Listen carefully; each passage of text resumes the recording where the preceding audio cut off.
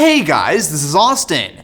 This is one seriously interesting little PC. So this is an Intel Hades Canyon NUC, and inside, not only is this the very first time that an Intel CPU has been paired with an AMD GPU on the same chip, but it is also, according to Intel, the smallest VR-capable gaming PC that you can buy. The special sauce here is absolutely that 8th gen Core i7 processor with the built-in Radeon RX Vega graphics. Now it's hard to overstate how weird it is to see Intel and AMD combining forces to create a single chip. Now to be fair, this is sold by Intel. This is an Intel NUC, and you're going to be seeing this chip in some other things, mostly like mainstream laptops. However, the NUC is all about getting you the maximum performance in a very, very small desktop form factor. So Intel sent this out for review, but you should keep in mind that there are actually two versions of this NUC.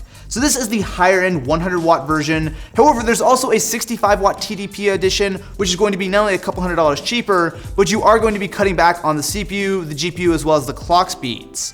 Now at $800, it doesn't look too bad, and this guy at $1,000 seems like a good deal on paper. However, you have to keep in mind that it's a NUC. So essentially, you have to supply not only your own memory, but also your own SSD, as well as operating system. Pop open the box, and we're gonna see not only the awesome skull logo, but also our NUC itself. Wow, that is legitimately really small. So while we were in San Francisco for the launch event of this guy, we actually got to try a VR-capable backpack PC, and I say backpack PC, but it's literally one of these that was sewn onto a motorcycle jacket. I'm not usually this stylish, but what I've got here is a motorcycle jacket which has not only the Hades Canyon NUC on it, but we also have a mixed reality headset. So with a battery built into the jacket, in theory, I'll actually be able to be totally portable. Oh wow, yeah, the tracking's not bad.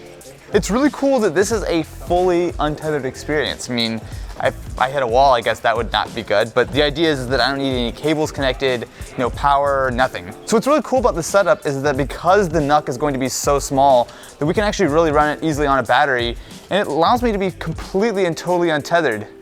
I'm gonna grab your gun, shoot you, throw the knife. Oh, okay, I just got shot.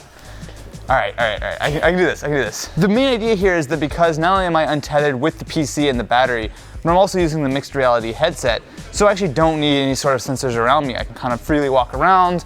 It feels pretty good. This is really cool. I'm legitimately surprised with just how good of an experience you're getting with something that's literally in the back of a motorcycle jacket. The size of this actually is pretty impressive. So for context, I mean, that's the size of my hand. So it's not really going to be all that large, but you're getting some pretty serious power inside. You can kind of see that in the back because there are a whole lot of heat sinks in this guy. So around front, you're going to be seeing not only an SD card reader, but a couple of USB 3.0 ports, a front-facing HDMI 2.0, USB 3.1 Type-C, headphone jack, and then if you flip it around to the other side, you're going to be getting a whole lot more, including one more HDMI 2.0, 4 more USB 3, 2 gigabit Ethernet, 2 mini display port, as well as 2 Thunderbolt 3 ports. Inside the box, we're also getting the pretty large power supply. That is like the same size as the NUC. However, that's actually going to be pretty important with a computer like this. While at stock, it's only going to be pulling around 100 watts or so, this is going to be fully overclockable, not only on the CPU, but also the GPU, as well as that HBM2 memory inside.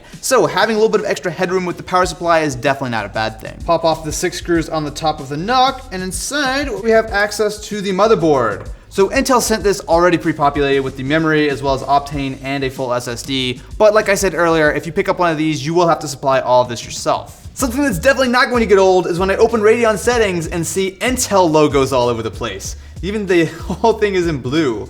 But the good thing is, because we do have AMD graphics, we do have full support for all the stuff that you would expect, including FreeSync, which this monitor supports. So right now we're running at 1080p at 144 frames per second. Speaking of high frame rates, we have Rocket League. So here at 1080p on max settings, we're easily able to get 144 frames per second. Something like the Vega GPU inside here is gonna have no problem playing a lot of games at 1080p. And as you'll see in a second, we can even crank things up a little bit farther. Now, as everyone knows, PUBG is not exactly the most optimized game in the world. However, it actually runs pretty well here. So this is going to be a mixture of medium settings and 1080p, but because we have the high refresh rate monitor, that does mean that we're getting somewhere between 60 to 70 frames per second in these lighter areas. So that's one of the big advantages, of course, of playing on PC, and especially with something like this that does have that FreeSync support as well as the high refresh rate monitor, is that you really can get something that's going to be a lot smoother than any kind of console. Especially considering that this is, well, smaller than pretty much any console. I think PUBG is a good example of a game that actually runs really well here on the NUC. So no, I'm not going to be blasting 4K and like crazy options or anything, but it's definitely going to be playable with pretty much any kind of game that you can pick up today. Of course, no gaming video in 2018 would be complete without a little bit of Fortnite.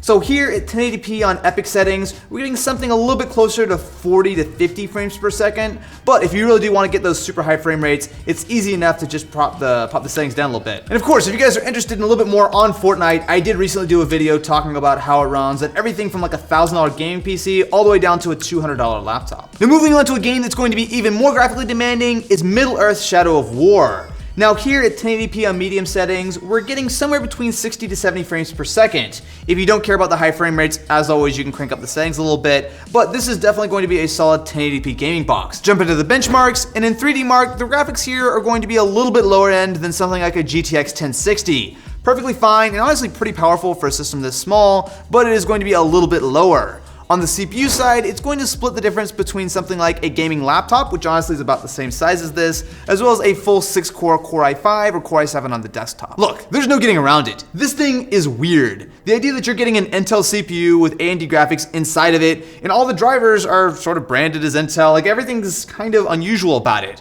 However, it kind of works. Now yes, it is going to be a bit pricey at $1,000, and of course you do need to keep in mind that you're going to need to budget at least a couple $100 more for RAM as well as an SSD and probably a Windows license.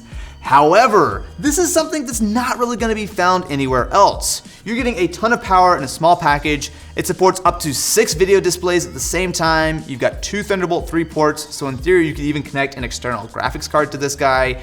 And out of the box, it does support overclocking. Now if size doesn't matter, you can build yourself a bigger, more powerful computer for less money, but for a lot of people, I do think that the small size is a legitimate selling point. I mean, you could just stuff it behind your monitor and never have to look at it if you don't want. So I'm curious, what do you guys think about the Hades Canyon NUC? Let me know in the comments below, and I will catch you on the next one.